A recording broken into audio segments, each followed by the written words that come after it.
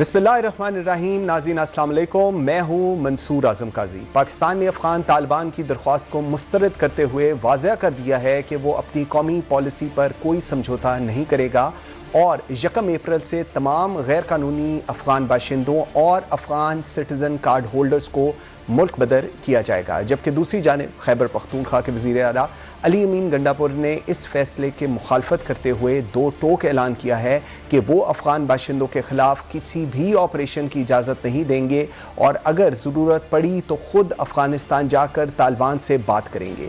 उनका ये मौक़िफ़ वफाकी हुकूमत की पॉलिसी की वाज़ह इख्तलाफ को नुमायाँ करता है और एक नया सियासी तनाज़ा खड़ा कर सकता है। लेकिन इस मामले पर असूली मौक़िफ़ ये है कि ख़ारजा अमूर और फ़ॉरेन पॉलिसी वफाक का इख्तियार है और कौमी मफाद में किए गए फैसलों पर हर अकाही को अमल दरामद यकीनी बनाना होगा। सवाल ये पैदा होता है कि खैबर पख्तूनख्वा हुकूमत का ये मौक़िफ़ आइनी और कानूनी लिहाज से कहाँ खड़ा है? क्या ये रियासती पॉलिसी से इन्हराफ है या महाजरीन के हवाले से एक मुख्तलिफ इंसानी और सियासी नुक्ता नज़र? इस अहम इशू पर बात करने के लिए मुझे ज्वाइन किया है पाकिस्तान तहरीक इंसाफ के सीनियर रहनुमा सेनेटर डॉक्टर हुमायूं मोहम्मद और मुस्लिम लीग नून से हमें ज्वाइन कर रहे हैं खेलतास कोस्तानी, आप वज़ीर मुमलिकत हैं। बहुत शुक्रिया आपके टाइम देने का। डॉक्टर साहब, let me start with you.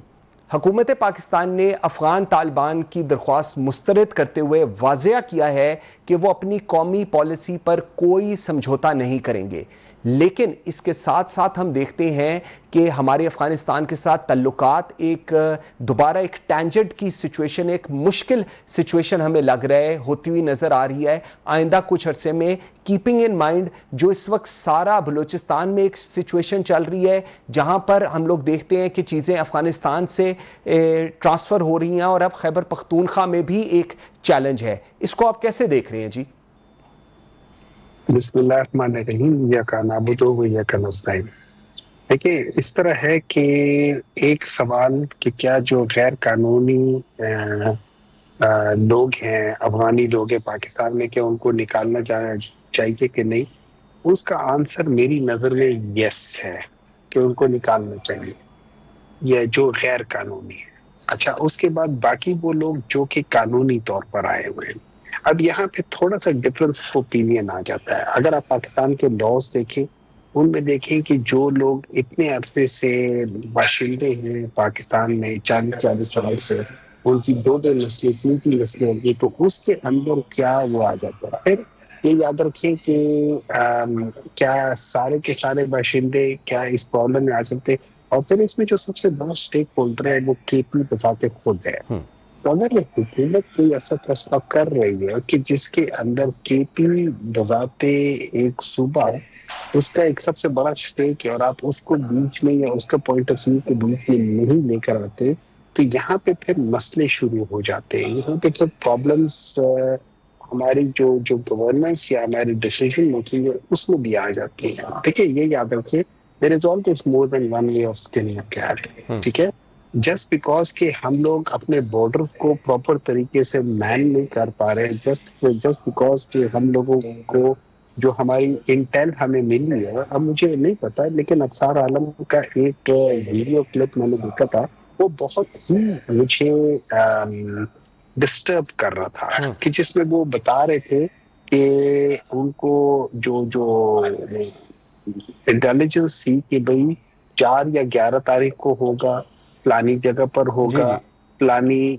वजह से होगा और फलानी ट्रेन पे होगा। इन सब चीजों के बावजूद अगर हम लोग उस जगह को मॉनिटर नहीं कर सके थ्रू सैटेलाइट, जो कि हम बाद में सैटेलाइट के थ्रू मॉनिटर कर रहे थे, तो वो पहले अगर हम नहीं कर सके, तो ये सारी चीजें का गुस्सा अगर हम अफगान बाशिंदे के ऊपर कर लेंगे, तो मेरा सवाल ये उठता है कि क्या उससे ये मसला हल हो जाएगा कि नहीं होगा? तो उससे मसला हल नहीं है, क्योंकि शॉर्ट कमिंग्स हमारे अपने कामों में है, इसमें हम किसी को स्केपगोट नहीं बना सकते।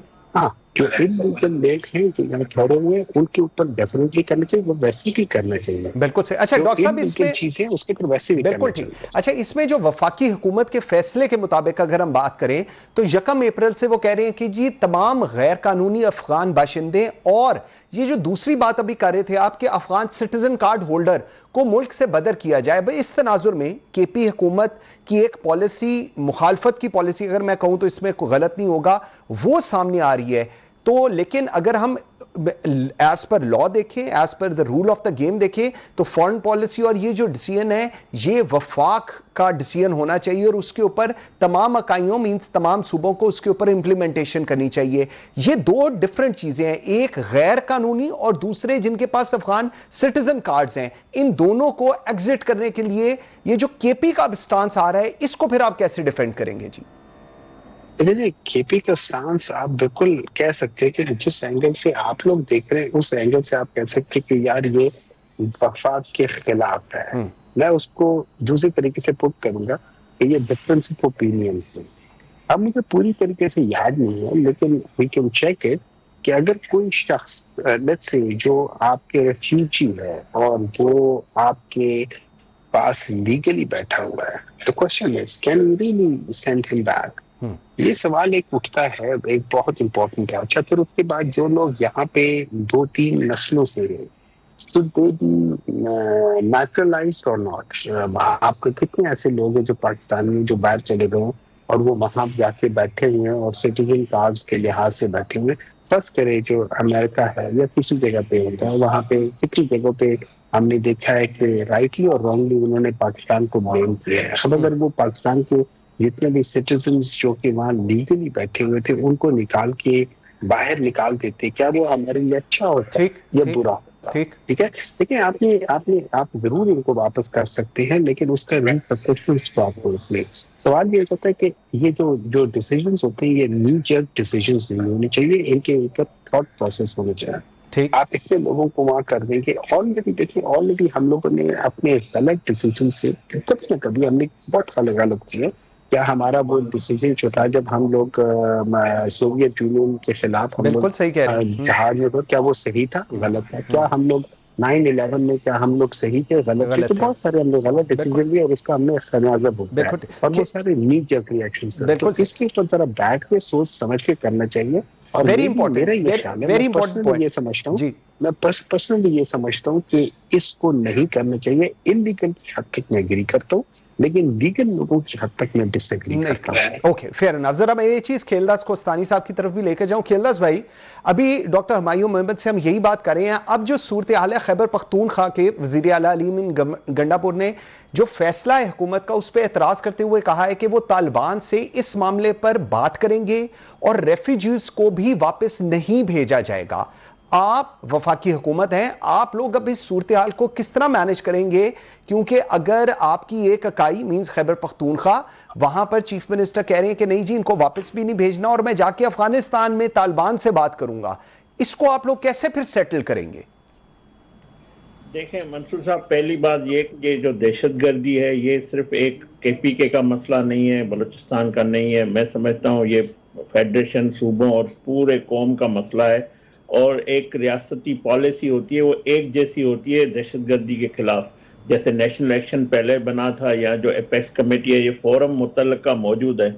मैं समझता हूँ गंडापुर साहब ने जो उस इजलास इन कैमरा था, मगर जो चीज़ें बाहर उनकी आई है वो उनका पॉजिटिव उस इजलास में उन्होंने जो गुफ्तगू की है, ये चीज़ें बेहतर हो कि उन फोरमों पे अंदर बैठ के बात की जाए ताकि हम ये जो दहशतगर्दी का चैलेंज है उससे मिलकर जब तक नहीं निपटेंगे तब तक मैं समझता हूँ हमें उस तरह कामयाबी हासिल नहीं होगी। इस तरह की कोई गैर जिम्मेवाराना बाहर बैठकर बात करना या अपने पार्टी का जो उनका बयानिया है या जो इमरान खान का बयानिया फिर बाद में आके उसको उठाना, तो ये कोई मुनासिब नहीं है। मुनासिब फोरम मौजूद है, बिल्कुल सूबा और वफाक सब मिलकर हम जो है एक स्ट्रेटजी बनाएं तो वो अच्छी होती है। मगर इस पे मैं समझता हूँ रियासत की वाज़ेह पॉलिसी आ चुकी है। सलामती कमेटी के में जो ब्रीफ किया गया है या वहाँ जो सवालात भी उठे या जो बात हुई उस अंदर फोरम पे बात हो चुकी है। फैसले जो है हमने ये पहले फैसला कर लिया है कि जो मुल्क को कमज़ोर करना चाहता है, जो अवाम का कत्लेआम कर रहे हैं, या जो फोर्सेस पे हमले कर रहे हैं उनको ताकत से खत्म किया जाएगा, जिस तरह 2014 में ऑपरेशन बिल्कुल ठीक है नवाज शरीफ ने खत्म किया था, जिस तरह सबको बिठाकर सब जमातों को ये ऑपरेशन किया था, ज़रबे अज़ब नेशनल एक्शन प्लान बनाया था। तो मैं समझता हूँ आज भी जो है इंटेलिजेंस बेस्ड ऑपरेशन हो रहा है। किसी भी सूरत में दहशतगर्द से तब तक बात नहीं करनी चाहिए, बिल्कुल नहीं होनी चाहिए। लेकिन खेलदास भाई इसमें दो चीजें, ठीक, इसमें मैं कह रहा हूं वजीर आला केपी के देखें, पहला जो अमन अमान का मामला होता है वो सूबाई हुकूमतों का होता है। सूबे के एग्जीक्यूटिव अपने जो फोर्सेस है जहां वहां पे पुलिस है वो ऐसे इकदाम उठाएं। अगर उसको कोई वफाक से मदद जरूरत होती है, वहां पे एक्सपेक्स कमेटी बनी हुई है। तो ये बातें मैं समझता हूं उसको ये इस तरह की गुफ्तगू नहीं करनी चाहिए। तालिबान से बात करनी है नहीं करनी है ये रियासत की पॉलिसी होगी। ठीक, अच्छा इसमें मुझे एक चीज बताइएगा खेलदास भाई, जरा मुझे एक चीज बताइएगा। अब ये जो फैसला है कि 1 अप्रैल से जो गैर कानूनी अफगान बाशिंदे हैं एक और अफगान सिटीजन कार्ड होल्डर्स उनको भी मुल्क से बदर किया जाएगा, अब ये एक बहुत बड़ा चैलेंज है। आप कोई 500,000 लोगों की बात नहीं कर रहे, आप लाखों में लोगों की बात कर रहे हैं। और इस इंप्लीमेंटेशन को लेकर आज अगर आप देख लें, आज 22 मार्च है, 8 दिनों बाद आपने इसके ऊपर इंप्लीमेंटेशन करनी है। और आपका एक मेजर सूबा जिसके अंदर सबसे ज्यादा ये लोग हैं, वहां के जो चीफ एग्जीक्यूटिव हैं वो आपके साथ ऑन बोर्ड नहीं है। मेरा सवाल सिर्फ ये है कि इसमें जिस तरह भी पहले डॉक्टर हुमायूं मोहम्मद कह रहे हैं, जो गैर कानूनी अफगान है उनको आप बिल्कुल निकाल दें, लेकिन जो अफगान सिटीजन कार्ड्स होल्डर हैं उनके साथ थोड़ा सा हमारा रवैया हुकूमत का, रियासत का फर्क होना चाहिए। देखें ये फैसला हम पहले ही कर चुके हैं कि जो अफगान जो गैर कानूनी तौर पे पाकिस्तान में लोग बस रहे हैं या बैठे हुए हैं उनको निकाला जाए। और उसको पहले ये जब हमारी नई हुकूमत आई है तो ये पॉलिसी बनाई गई थी। जो इनका तो मैं ये आपको बड़े दुख से कह रहा हूं कि ये तो देखो ना, ये तो उन लोगों को भी वापस लेके आए हैं या उनकी वापसी के हमेशा वो चाहते हैं कि उनके दफ्तर भी हो जो पाकिस्तान के नेते शहरों पे हमले करते हैं, फोर्सेस पे हमले करते हैं। इनके पास तो कोई इनकी जो सोच है ये वो सोच ये वही है कि इनसे बात की जाए और उनको कमजोर, उनको जो है मजलूम दिखाया जाए। इस तरह अब नहीं हो सकता, बात बहुत आगे निकल चुकी है। तो मैं समझता हूं जो हुकूमत के, रियासत के जो इकदाम है, जो पॉलिसी है, उसको साथ लेके सूबों को भी उस पर इम्प्लीमेंट करनी पड़ेगी। सूबा कोई भी अकेले सिर्फ कोई फैसला नहीं कर सकता। चीफ एग्जीक्यूटिव बैठा हो और कोई अफगानिस्तान का कोई बंदा बैठा हो वो पाकिस्तान के तराने पे खड़ा ना हो, तो ये हम बर्दाश्त नहीं करेंगे। जो पाकिस्तान को आइन को मानेगा, पाकिस्तान के कानून को मानेगा, उससे बात हो सकती है। जो पाकिस्तान के आइन और कानून को नहीं मानता, पाकिस्तान की परचम की जो है इज्जत नहीं करता, उससे नहीं बात होगी। बिल्कुल ठीक है। डॉक्टर हुमायूं मोहम्मद साहब सर 30 सेकंड जरा मुझे बताएं, रियासती फैसलों पर अब अमल दरामद कैसे होगा? 30 सेकंड सर प्लीज। देखिए जी, सूबा जो है वो रियासत का एक बहुत बड़ा हिस्सा है। ये रियासत बनता ही सूबों की वजह से है। अब मैं आपको एक बात बताता हूँ, अभी ये एक मिनिस्टर साहब है, उन्होंने मेरे नहीं ख्याल कि उन्होंने कोई ऑब्जेक्टिव बात की है, उन्होंने सारी सब्जेक्टिव बात की है। मैं आपको बता देता हूँ, आर्टिकल 14 है ऑफ यूनिवर्सल क्या कहते हैं डिक्लेरेशन ऑफ ह्यूमन राइट्स का, ठीक है। ये आपको लोगों को, रेफ्यूजीज को, जो कि प्रॉपर तरीके से रेफ्यूजीज है, that means they are registered, उनका कार्ड है वगैरह, उनको पाबंद करता है कि आप इनको वापस नहीं भेज सकते हैं। तो अगर आप ये करेंगे तो आप यूनिवर्स जो आपकी इंटरनेशनल लॉज हैं उनकी वायलेशन होगी। बिल्कुल सिग्नेटरी, चाहे आप उसके सिग्नेटरी हो या ना हो, आप वायलेशन करेंगे। आप उल्टा अपने लिए काम बताएंगे।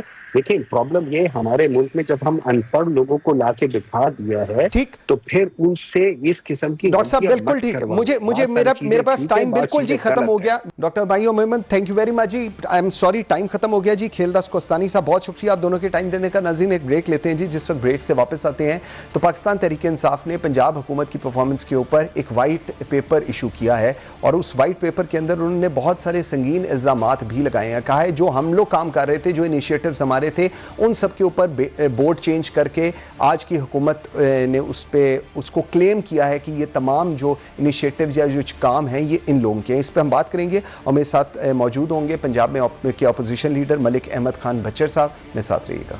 Welcome back after the break जी। नाज़रीन, पंजाब की सियासत में एक और नया महाज खुल गया है। पाकिस्तान तहरीक इंसाफ ने वज़ीर आला पंजाब मरियम नवाज़ की हुकूमत के एक साला दौर पर वाइट पेपर जारी करते हुए संगीन इल्ज़ामात आयद कर दिए हैं। अपोजिशन का कहना है कि हुकूमत तालीम, सेहत, अमन व अमान और ज़राअत समेत हर शोबे में नाकाम हो चुकी है। गंदम की बुआई में 30% कमी, तरक्याती मनसूबों पर अपनी तख्तियाँ लगाने और अवामी मसाइल को नज़रअंदाज करने जैसे इल्ज़ामात लगाए जा रहे हैं, लेकिन हुकूमत इन सारे इल्ज़ामात को मुस्तरद कर दिया है। वज़ीर इत्तलात पंजाब अज़मा बुखारी ने मैदान में अपोजिशन जमात को भरपूर अंदाज में जवाब दिया है और कहा है कि मरियम नवाज़ की क़यादत में पंजाब तरक्की की राह पर गामज़न है। 54 अरब के किसान कर्जे, 10,000 ग्रीन ट्रैक्टर्स, 30,000 बच्चों के लिए स्कॉलरशिप और सेहत के इनकलाबी इक़दामात, ये सब मरियम नवाज़ की हुकूमत की कामयाबी है। और ख़बरदार करते हुए कहा है कि आइंदा मरियम नवाज़ की कामयाबी को बुज़दार हुकूमत के साथ ना जोड़ा जाए। अब आखिर हकीकत क्या है? क्या पंजाब हुकूमत वाकई ही नाकाम हो चुकी है या फिर ये एक महज सियासी मुखालफत का एक और बाब है? वाइट पेपर में कितनी सच्चाई है और हुकूमती दावे कहाँ तक दुरुस्त हैं? इन तमाम सवालात के जवाब लेने के लिए मेरे साथ इस वक्त मौजूद हैं पंजाब असम्बली में अपोजिशन लीडर मलिक अहमद खान बच्चर साहब। बच्चर साहब, बहुत शुक्रिया आपके टाइम देने का। मलिक साहब, तहरीक इंसाफ ने वाइट पेपर जारी किया है जिसमें कहा गया है कि मरियम नवाज की हुकूमत तमाम शोबों में नाकाम रही है। मतलब आपने उनको बिल्कुल 0% नंबर दिए हैं। क्या आपको वाकई समझता है कि उनकी बिल्कुल नाकामी है या कुछ ऐसे शोबे हैं जहां पर उन्होंने कोई बेहतरी है, या आपको कोई फीडबैक जहां से आ रहा हो कि यहां पर कुछ बेहतरी भी हुकूमत पंजाब ने की है? जी मंसूर साहब, मैं इसमें आपको एक रिक्वेस्ट करूं कि देखिए, बेहतरी तो होती है नीयत से। जब नीयत ही बंदे की सिर्फ ये हो कि खुद नुमाई, तो फिर बेहतरी नहीं आती सर, किसी शोबे में भी नहीं आती। आप घर में ही देख लें, एक घर को बंदा ठीक नहीं कर सकता, ये तो 12.5 करोड़ आवाम का सूबा है। असल में हुआ ये है कि हमारा जो मकसद है, ये जो वाइट पेपर हमने डॉक्यूमेंट करके दिया है, ये एक बहुत तो आम बात नहीं है कि एक डॉक्यूमेंटेशन आप बना के दे रहे हैं और वो भी गवर्नमेंट को दे रहे हैं जिसके पास DGPR है, सारे महकमे हैं। हमने सिर्फ पूरी मेहनत की है, ठीक। और इसमें ये पहली दफा हुआ है कि अपोजिशन ने इस तरह कोई एक डॉक्यूमेंट्री प्रूफ के साथ उनसे बात की और एक किताबचे के साथ दी। मैंने कल स्पीकर साहब को भी ये जो था वो भी मैंने दिया है। तो असल बात ये है जी कि आप खुद देखें कि जब आप पहली दफा ईंट ही आप गलत बातों से रखेंगे कि अब आप देखें ना जी कि उन्होंने कहा है कि ये मंसूबे हमने शुरू किए, हमने उसमें गिनवा दिया है जो ट्रैक्टर स्कीम है, जो किसान कार्ड है, जो आपकी जर्नलिस्ट फेज 2 है, आपका प्रेस क्लब्स के जो मामलात हैं, आपके ये जितने भी मामलात हैं, ये हमने उनको बताए हैं कि ये आपने नहीं किया जी, ये हमने किया था और हमारी तख्तियां उतार के आपने कॉस्मेटिक कर दिया जी जी। पहली बात। हाँ, दूसरी बात यह है, इस हुकूमत की अकल पे मातम करने को मंसूर साहब दिल करता है कि डेफमेशन बिल को ये अपनी कारकर्दगी बना के पेश कर रहे हैं, जिस पे सारी सिविल सोसाइटी सरापा एहतजाज थी, जिस पे आपके एंकर पर्सन्स, आपके सोशल मीडिया, आपका प्रिंट मीडिया, इलेक्ट्रॉनिक मीडिया, तमाम तर लोग और बाकी भी सिविल सोसाइटी जो थी वो सरापा एहतजाज थी, क्योंकि वो सिर्फ प्रिविलेज क्लास को महफूज करने की कोशिश की गई। ओके यानी आप इनकी अकल का ये देखें। तो हमने इनको फिर हमने उसमें वाइट पेपर में, जिस तरह मैं एक छोटी सी आपको मिसाल दे दूं कि ये इन्होंने कहते हैं जी कि हमने कोई प्रोग्राम शुरू किया है, होनहार प्रोग्राम, इन्होंने ये हमारा पहली दफा हो रहा है। और बीबी इसको पता ही नहीं है कि ये 4 स्कॉलरशिप तो हम पहले दे चुके हैं। अंडर ग्रेजुएट स्कॉलरशिप पाकिस्तान की सबसे बड़ी स्कॉलरशिप थी, ठीक, जो कि पाकिस्तान तहरीक इंसाफ लॉन्च कर चुकी है। अब उसमें व्हाइट पेपर में आप शायद मंसूर साहब आपने देखो, हमने तो डेट्स भी मेंशन की हुई हैं, बिल्कुल ऐसे ही, फलां डेट को फलां चीज हमने ऐलान किया, मंजूरी हुई। और ये अब आपकी जो जर्नलिस्ट कॉलोनी है उसकी भी 700 कनाल जमीन हमने लिखा है कि फलां डेट की हमने उधर से जो रूडा था उससे 700 कनाल मुख्तस करवाई। यानी झूठ, फ्रॉड। अच्छा, अपना छत अपना पाकिस्तान के तहत आप खुद देख ले, खान साहब के वो साथ लगे हुए हैं। अब किसान कार्ड आप खुद देख लें। अच्छा मलिक साहब, इसमें दो तीन चीजें अगर मैं इसको थोड़ा स्टेप बाय स्टेप लेकर चलूं। देखें, व्हाइट पेपर में गंदम की बुवाई की बात की है, आपने कहा है कि जी 30% कमी का जिक्र है, जबकि हुकूमत वक्त इस चीज का दावा कर रही है कि उन्होंने किसानों को 54 अरब रुपए के कर्जे दे चुकी है और ज़रई इस्लाहात के लिए काम कर रही है। मैं थोड़े दिन पहले मैं गवर्नर पंजाब का इंटरव्यू कर रहा था, उनकी बड़ी स्ट्रांग रिजर्वेशन थी किसान के ऊपर कि हुकूमत ने उनके साथ बहुत बुरा कर रहे हैं। आप लोग भी उसका वही क्लेम कर रहे हैं, लेकिन हुकूमत के जो ज़रई इस्लाहात के लिए वो कह रहे हैं 54 अरब रुपया दिया है, ये बिल्कुल उसके ऑपोजिट है जो आप कह रहे हैं, जो आपका व्हाइट पेपर कह रहा है और जो इवन गवर्नर पंजाब कह रहे हैं। तो अब बात किसकी माननी है इसमें हमने? हाँ, मैं अर्ज करता हूँ, अब बात तो ज़ाहिर है हमारी ठीक हो गई ना जी, कि जब उनका अलाइज ही कह दे कि ये झूठे हैं। देखें, अब यानी आप घर में अगर 4 बंदे बैठे हैं और घर वालों में से ही कोई कह दे कि जनाब हमारा बंदा तो गलत बात कर रहा है, अब जब पीपल्स पार्टी खुद कह रही है तो इसका मतलब है कि उनको भी पता है। अब गवर्नर साहब चूंकि खुद एग्रीकल्चर बैकग्राउंड के आदमी है तो उनको बेहतर जाहिर है, उनको पता है, अपने जाते होंगे अटक। तो असल में ये कर क्या रही है सर? वो ये रहा है कि अब ट्रैक्टर की मैं आपको बता देता हूँ। ट्रैक्टर की इनकी 3 कंपनीज के साथ इनकी हुई है, जो वायदे हुए हैं। एक है मेसी, एक अलगाजी और एक न्यू हॉलैंड। ठीक। अब हो ये रहा है कि जो इनके एजेंसीज के लोग होंगे सर, जो 10 लाख ये सब्सिडाइज कर रहे हैं ना, ट्रैक्टर मिलते हैं 25-26 लाख का जी। अब 15 लाख मुझे बता दें किस किसान के घर में नकद पड़ा है, जब गंदम भी इन्होंने ना खरीदी हो, कॉटन भी शॉर्ट हो और गंदम 30% कम बुआई हो और गंदम की कीमत फिर किसान को नहीं मिल रही इस दफा। तो मुझे ये बता दिया जाए मंसूर साहब कि आप क्या समझते हैं कि इस वक्त किस किसान के घर में 15 लाख होगा? नहीं होगा। अब उसका हो क्या रहा? बिल्कुल ठीक कह रहे हैं। 10 लाख सब्सिडाइज करवा के ये एजेंसीज को फायदा दे रहे हैं।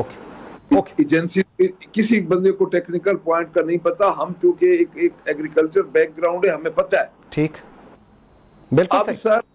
अब सर हो ये रहा है कि 10 लाख रुपया जमा करवाया और सॉरी 15 लाख जमा करवा के आपको 10 लाख का सब्सिडी मिल गई।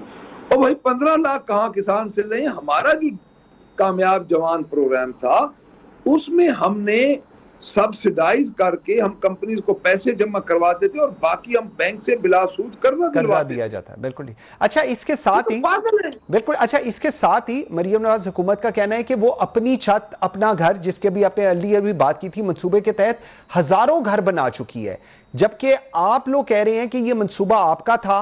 सर अब पॉइंट सिर्फ ये है कि अगर ये वाकई मंसूबा आप लोगों का था तो फिर अब इसका, जिस तरह मैं पहले बात कर रहा हूं, इसकी कोई डॉक्यूमेंट्री एविडेंस तो होनी चाहिए ना कि आपके वक्त में कितने घर कंप्लीट हो गए थे या नहीं। आप उस सफे पे जाएं ना सर, आपको पता जहां अपना छत अपना पाकिस्तान का खान साहब का वो लगा हुआ है हमारा, जब उन्होंने इफ्तिताह किया था जी, और उससे आगे अगर जाएंगे सर, अपनी छत अपना घर, ये मरियम नवाज ने शुरू किया अपनी छत अपना घर से जी।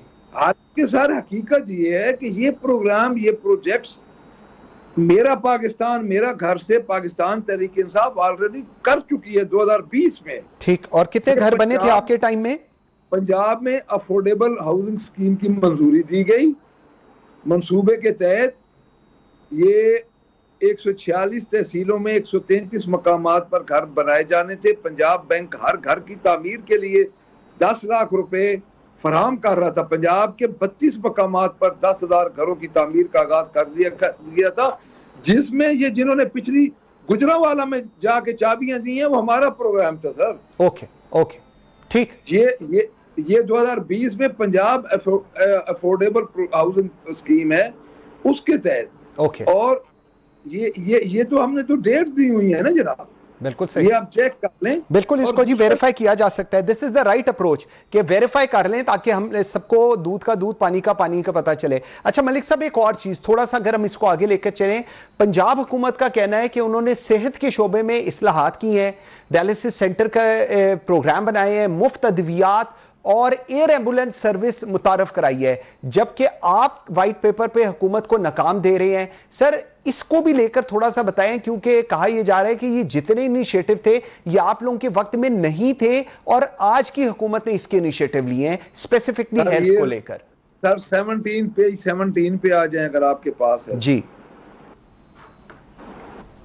एयर एम्बुलेंस के बारे में मैं पहले कह दूंगा कि नवंबर 2021 में पंजाब में एयर एम्बुलेंस सर्विस समरी की मंजूरी दी गई, उसी समरी को उन्होंने आगे चलाया। ओके। मार्च 2022 में कि पंजाब के तमाम अजला जुलाई 2022 तक एयर एम्बुलेंस सर्विस शुरू करने की मंजूरी दे दी गई थी। देखिए सर, बात यह है कि ठीक है, समरी आप लोगों ने अप्रूव की, सब कुछ हुआ और एक्सपेडाइट आज की हुकूमत कर रही है। This is what you are saying. उस वक्त स्पेशली कुछ एरियाज में शुरू हुए थे। ओके। क्योंकि बजट देखिए, आप मुझे ये बताएं कि हमें तो फारिग कर दिया गया था उसके 6 महीने बाद। अब चेक वाला दिन का चराग तो नहीं होता ना जी। अब जो मरियम नवाज ने हेल्थ पे किया, सबसे पहले उन्होंने किया क्या? अब ये मैं बड़ी आपको पते की बात मंसूर साहब बता रहा हूं। इस हुकूमत ने 150 बुनियादी हेल्थ सेंटर सिर्फ मरियम नवाज का नाम रखने के लिए आउटसोर्स कर दिए। ठीक। उसके बाद उनको एक डॉक्टर को दिए गए 7,06,90,000 रुपया, तकरीबन 7 लाख के तुम क्लिनिक चलाओ। ठीक। उसमें से सारा अमला भी उसने रखना है, दवाइयां भी उसने देनी है, हर चीज उसने देनी है। अच्छा, उसमें जो हुआ वो ये हुआ कि जो वहां पे गरीब अमला था उनको खपा दिया उन्होंने दूसरे। ये पायलट प्रोजेक्ट प्रोग्राम था। पायलट प्रोजेक्ट प्रोग्राम जो होते हैं सर, वो कुछ साल 6 महीने तो चलते हैं। बिल्कुल सही। ताकि पता चले। इन्होंने 2 महीने बाद 1050 और आउटसोर्स कर दिए हेल्थ के जो है। ठीक। अच्छा, बुनियादी मरकज सेहत। अब अच्छा ये बताएं कि जब वो लोग जो उस पे आएंगे, उनको आउटसोर्स करके उनको छुट्टी कराएंगे, वो कहाँ जाएंगे? वो कहते हैं जी हम फारिग नहीं कर रहे। और भाई एक कमरे में गुंजाइश ही 10 बंदों की है, तो 50 बंदे अगर कैसे लाएंगे? तो वो एक महकमे में कैसे बंदे आएंगे? ठीक। ये नहीं फजूल काम।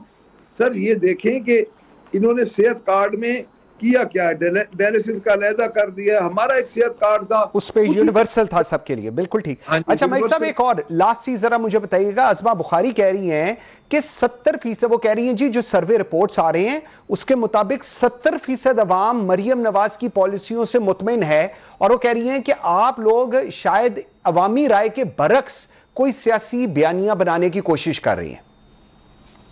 देखिए ये जी उनकी अज़मा बुखारी अपनी जाती राय है, ठीक है। उनकी जात अगर इतनी मुतमईन है तो अब उनकी जाती राय को तो मैं नहीं कह सकता। मैं तो ये कह सकता हूँ अगर ये 70% लोग उनके साथ हैं तो हमारे जलसे जुलूसों पे क्यों हर शहर को पिंजरा बना देती हैं? फंडामेंटल राइट है आइन की आर्टिकल 16 और 17 के तहत हर जमात का एहतजाज का। फिर हमें करने दें, इनको पता चल जाएगा। अब उनकी बात पे मैं क्या बहस करूँगी? बिल्कुल ठीक है। मलिक अहमद खान भच्चर साहब, अपोजिशन लीडर पंजाब असेंबली, बहुत शुक्रिया जी आपके टाइम देने का। नाज़रीन एक ब्रेक लेते हैं जी। जिस वक्त ब्रेक से वापस आते हैं तो सियासी गपशप तो काफ़ी हो गई और जो महाजराई चल रही है वो भी सबके सामने है, लेकिन दूसरी तरफ अगर हम देखें तो एक महाजराई जो है वो अदालतों में भी चल रही है और वहाँ पर क्या हो रहा है इस पर बात करेंगे और शाह खबर साहब मेरे साथ मौजूद होंगे। मैं साथ रहिएगा। नाज़रीन, इस्लामाबाद हाई कोर्ट के जजेस के इख्तियारात से मुतल्लिक तनाज़ा शिद्दत इख्तियार कर गया है, जहाँ ज़िली अदलिया के लिए कायम हाई कोर्ट जजेस ट्रिब्यूनल की तब्दीली एक नए तनाज़े को जन्म दे रही है। सदर मुमलिकत की मंजूरी से नए ट्रिब्यूनल का नोटिफिकेशन जारी कर दिया गया है, ताहम इस तब्दीली पर कानूनी और अदालती हलकों में बहस जारी है, क्योंकि हुक्मनामे के मुताबिक कायम मकाम चीफ जस्टिस को नए जजेस ट्रिब्यूनल का रुकन नामजद करने का इख्तियार हासिल नहीं है। इस अहम सूरत हाल पर बात करने के लिए मुझे ज्वाइन किया है शाह खबर साहब ने। आप माहिर कानून है और अदालती निजाम पर गहरी नजर रखते हैं। शाह खबर साहब बहुत शुक्रिया आपके टाइम देने का जी। शाह खबर साहब, 2 चीजें, इस्लामाबाद हाई कोर्ट ने वजारत कानून के नोटिफिकेशन को गैर कानूनी क्यों करार दिया, जबकि हम देखते हैं कि सदर मुमलिकत ने नए जजेस के ट्रिब्यूनल मुकर्रर किया। अब इसकी कानूनी हैसियत क्या है जी? देखिए, एक तो बात यह है कि जब तक सदर मुमलिकत ने नया नोटिफिकेशन नहीं किया था नए ट्रिब्यूनल का, उससे पहले कि अगर एक ट्रिब्यूनल जो कि 3 रुकनी ट्रिब्यूनल था जिन्होंने ये फैसला दिया है, और वो उस नोटिफिकेशन से अगर पहले का फैसला है तो फिर तो मैं समझता हूँ कि वो तो एक उन जजेस की जो इश्यूज थे जो उनके ज़ेरे गौर थे उस हद तक तो ठीक है, ठीक, लेकिन उसको जो है कालादम करार देना सब्सिक्वेंट नोटिफिकेशन जो है, ये मेरा ख्याल है थोड़ा सा जरा गौर तलब बात है और ये आर्ग्यूएबल मैटर है। लेकिन उसके साथ साथ हमने ये भी देखा है कि मैंने तो पूरा पढ़ा नहीं है, लेकिन जो अभी तक सुना है कि उस ट्राइब्यूनल ने उसका ऑपरेशन भी जो है वो कुछ अरसे के लिए मुअत्तल खुद ही कर दिया है कि इसमें अगर कोई रिव्यू करना चाहे तो वो उस वक्त तक रिव्यू कर ले। लेकिन इस नई बहस जरूर छिड़ गई है, क्योंकि उसमें दो पहलू हैं। एक तो जब ये नोटिफिकेशन आने के बाद अगर वो ट्रिब्यूनल काम करता रहा और उन्होंने ये फैसला दिया जिसमें कोई 10 जो है इस्लामाबाद डिस्ट्रिक्ट जुडिशरी के जजेस की जो है वो अपॉइंटमेंट या उनका जो तरीके या उनकी जो एब्जॉर्प्शन थी इस्लामाबाद हाई कोर्ट में, अगर उसको उन्होंने गैर कानूनी करार दिया तो फिर ये भी एक क्वेश्चनेबल बात है, चैलेंजेबल बात है, क्योंकि उसके सब्सिक्वेंटली एक नोटिफिकेशन आ गया है। तो अब देखना ये है कि इन तमाम चीजों का अहाता जो है वो कौन कर सकता है। वो सिर्फ और सिर्फ कर सकता है सुप्रीम कोर्ट में, अगर कोई भी एग्रीव्ड है इनके डिसीजन से तो वो सुप्रीम कोर्ट ऑफ पाकिस्तान में जा सकता है, और सुप्रीम कोर्ट ऑफ पाकिस्तान का जो आईनी बेंच है वो इस चीज के बारे में जो है आइन रूल्स की जो है वो तशरीह कर सकता है। बिल्कुल ठीक है। अच्छा, दूसरा अगर मैं देखूं कि 8 फरवरी को इलेक्शन हुए, 120 दिनों में ट्रिब्यूनल ने फैसला करना था, अब 1 साल से ज़ायद का वक्त गुजर चुका हुआ है और इलेक्शन पिटिशनर्स, अब क्या बनेगा जी? इस चीज को आप किस तरह फिर देखते हैं? ये आप किस ट्रिब्यूनल की बात कर रहे हैं? एक तो ट्रिब्यूनल वो है ना जी जिसमें कि डिस्ट्रिक्ट जुडिशरी के मुतालिक जो बात हो रही थी, जी बिल्कुल, लेकिन बात कर रहे हैं शायद इलेक्शन ट्रिब्यूनल जो बिल्कुल उसकी बात हो रही है जी। नहीं, इलेक्शन ट्रिब्यूनल तो ऑल टुगेदर डिफरेंट चीज है। आपने देखा होगा कि उसमें भी एक कंट्रोवर्सी उठी थी कि पहले इलेक्शन कमीशन ऑफ पाकिस्तान ने जस्टिस तारिक महमूद जागीरी को जो है वो ट्रिब्यूनल जो है वो नोटिफाई किया था। उसमें आपने देखा होगा कि 3 जो इस्लामाबाद के जो MNAs हैं उनकी जो है वो अपॉइंटमेंट चैलेंज हुई हुई थी, इलेक्शन पिटिशंस फाइल हुई हुई थी। उसके बाद फिर उसकी कंपोजिशन में चेंज आ गई और एक नया ट्रिब्यूनल बन गया। वो ट्रिब्यूनल तो अपने तौर पे काम कर रहा है। उसमें भी एक कंट्रोवर्सी छिड़ी थी कि जिसमें उसको जो है वो नापसंदगी की निगाह से देखा गया था कि एक ट्रिब्यूनल की मौजूदगी में दूसरे ट्रिब्यूनल क्यों तश्कील दिया गया। लेकिन मेरा ख्याल है कि वो इश्यू तो अब सेट एट नॉट हो गया है। वो 3 पिटिशंस हैं वो जो बाद में सब्सिक्वेंट एक साबिक जज ऑफ द हाई कोर्ट पर मुश्तमिल जो ट्रिब्यूनल है वो उसको देख रहा है उसके मामले को। ठीक। अच्छा सर, लास्ट सर आप बताइएगा, अदालत ने ट्रिब्यूनल के मेंबरान को हटाने या उनके दायरा इख्तियार को महदूद करने के हवाले से क्या असूल वज़ा किया है, और क्या ये जो इसका असर आप देख रहे हैं ये आइंदा केसेस पर भी होगा, या इवेंचुअली जिस तरह आप बता रहे हैं कि ये अब आईनी बेंच के पास जाएगा सुप्रीम कोर्ट में और वहां से जब डायरेक्शन आएंगी एंड फ्रॉम देयर ऑनवर्ड्स ये चीजें आगे चलेंगी? देखिए, बात यह है कि इस्लामाबाद हाई कोर्ट में एक थोड़ी सी अनयूजुअल सिचुएशन तो चल रही है कि अभी भी हालांकि 26वीं आईनी तरमीम के बाद जो है कोई अमर माने नहीं है कि जुडिशल कमीशन ऑफ पाकिस्तान जो है वो एक परमानेंट चीफ जस्टिस जो है उसका तकर्रर कर सकता है। और यही हम देख रहे हैं कि बाकी सूबों में भी ऐसा ही है। जैसे पेशावर हाई कोर्ट में भी एक कायम मकाम चीफ जस्टिस है, सिंध हाई कोर्ट में भी कायम मकाम चीफ जस्टिस है, और कोई अमर माने नहीं है जुडिशल कमीशन ऑफ पाकिस्तान को कि वो एक मुस्तकिल चीफ जस्टिस बना दें। तो यहाँ की सूरत हाल एक नॉर्मल जरूर चल रही है कि अब उनकी जो चीफ जस्टिस ऑफ पाकिस्तान जो एक्टिंग चीफ जस्टिस की जो तकर्री है उसको भी क्वेश्चन किया गया है। लेकिन बहरहाल ये तमाम चीजें जो हैं इसमें कोई भी जो क्वेश्चन उठेगा या जो आइन या कानून या रूल्स की तशरीह का जो मामला है उसको तो फिर आईनी बेंच ही सुन सकता है और वही इसके बारे में मुनासिब तशरीह कर सकते हैं। बिल्कुल शाखर साहब, थैंक यू वेरी मच जी, बहुत शुक्रिया आपके टाइम देने का। नाज़रीन, आज 21 रमज़ानुल मुबारक वो दिन है जब रुए ज़मीन से कुरान के ज़ाहिर व बातिन का आलिम फ़तह खैबर हैदर कर्रार दामाद मुस्तफ़ा बरादर अहमद मुश्तबा हज़रत अली करमुल्लाह वजहो करीम रुखसत हो गए। इन्ना लिल्लाहि व इन्ना इलैहि राजिऊन। वो हस्ती जिनके जाने से ज़मीन व आसमान रोए, जिसके सजदे का भी दुश्मन एहतराम करता था और जिसकी शुजात, हिम्मत और अदल की गवाही दोस्त और दुश्मन सब ने दी। हज़रत अली करमुल्लाह वजह वो हैं जिन्होंने कम उम्री में ही इस्लाम की हक्कानियत को पहचान लिया और रसूल खुदा हज़रत मोहम्मद मुस्तफ़ा सल्लल्लाहु अलैहि वसल्लम के सच्चे साथी बने। इन्हें नफ्से रसूल का मकाम मिला। मबाहला में नबी करीम के साथ खड़े होने का शर्फ हासिल हुआ और रसूल खुदा ने इन्हें दुनिया और आखिरत में अपना भाई करार दिया। हज़रत मोहम्मद मुस्तफ़ा सल्लल्लाहु अलैहि वसल्लम ने कहा कि मैं इल्म का शहर हूँ और अली इसका दरवाज़ा है। यह हज़रत अली की शान है। हज़रत अली की ज़िंदगी ही नहीं बल्कि उनकी शहादत भी उम्मत मुस्लिमा के लिए एक दर्स है। वो खलीफा वक्त होकर भी सादगी और तकवस की मिसाल बने। जब फजर का वक्त होता तो ख़ुद गलियों में जाकर नमाज के लिए बेदार करते, ना तकब्बुर ना ताकत का गरूर, मगर जब वो दर खुदा पर पहुँचे तो इब्ने मलजम मलऊन ने जहर आलूद तलवार से हमला कर दिया। हज़रत अली की दाढ़ी मुबारक खून से तर हो गई, मगर देखिए शान अली ज़ख्मी हालत में भी अपने कातिल के साथ रहमो इंसाफ का हुक्म दिया और कहा कि अगर मैं बच गया तो इसके साथ क्या सलूक करना है इसका खुद फैसला करूँगा, और अगर शहीद हो गया और बदला लेना हुआ तो सिर्फ़ एक वार में लेना, क्योंकि इसने भी मुझे एक वार में ज़ख्मी किया है। यही वो अदलो हिल्म है जो हज़रत अली को तमाम हुक्मरानों से मुमताज़ करता है। अगर आज उम्मत मुस्लिमा ज़वाल का शिकार है तो ये हमारी अपनी गफलत का नतीजा है, क्योंकि हुज़ूर सल्लल्लाहु अलैहि वसल्लम ने हज से वापसी पर गदीर के मुकाम पर अपने सहाबा से फरमाया कि अगले साल शायद मैं आप में ना हूँ। आपने हज़रत अली का हाथ पकड़कर सहाबा को फरमाया कि मैं आप में दो चीज़ें छोड़कर जा रहा हूँ, एक अल्लाह का कुरान और दूसरा अहले बैत। आप लोग इनसे जुड़े रहेंगे तो आप फलाह पाएंगे। आज उम्मत मुस्लिमा जिन मसाइल का शिकार है वो हमारी गलतियों, कोताहियों और गफलतों का नतीजा है। अल्लाह हमें अहले बैत और सहाबा कराम के नक्श कदम पर चलने की तौफीक अता फरमाए। आमीन।